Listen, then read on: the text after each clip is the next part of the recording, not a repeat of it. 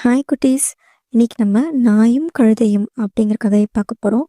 கதை பிடிச்சிருந்ததுன்னா மறக்காம லைக் பண்ணுங்க, ஷேர் பண்ணுங்க, சப்ஸ்கிரைப் பண்ணிக்கோங்க. மருங்காபுரி அப்படின்னு ஒரு அழகிய கிராமம் இருந்தது. அந்த கிராமத்தில் ஒரு விவசாயி ஒருத்தர் வாழ்ந்துட்டு இருந்தாரு. அவர் தன்னோட வீட்டை காவல் காக்க ஒரு நாயை வளர்த்தாரு. மேலும் பொதியை சுமக்கிறதுக்காக ஒரு கழுதையும் வளர்த்தாரு. ஒரு நாள் அவர் வெளியூருக்கு புறப்பட்டாரு. தனக்கு தேவையான பொருட்களை மூட்டையா கட்டி அதை கழுதை மேல ஏத்தினாரு. மேலும் வழித்துணைக்கு நாயையும் அழைச்சிக்கிட்டு கிளம்பினாரு. அவங்க பயணத்துல ஒரு காட்டு வழி பாதைய கடக்க நேர்ந்தது. அதனால பகல் முழுவதும் இடைவிடாம நடந்தாங்க. காட்டை கடந்து ஒரு சமவெளிக்கு அவங்க வந்தாங்க.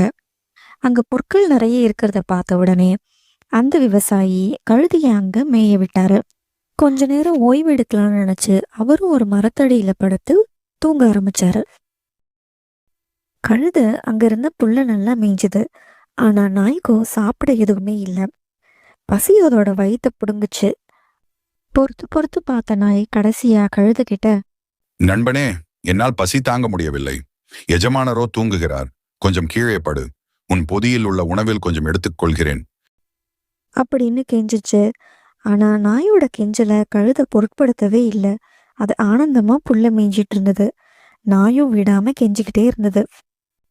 ஒரு கட்டத்துல நாயோட தொந்தரவு தாங்க முடியாத கழுதை, என்னப்பா அவசரம்?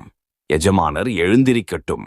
அவர் சாப்பிடும்போது உனக்கும் தான் கொடுப்பாரே அப்படின்னு சொல்லுச்சு. வேற வழி இல்லாம நாய் சோர்ந்து போய் படுத்துக்குச்சு.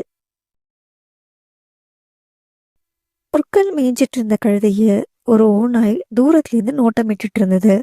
திடீர்னு அது மேல வந்து பாஞ்சது. பயந்து போன கழுதை அலறியபடி நாயை உதவிக்கு கூப்பிட்டுச்சு.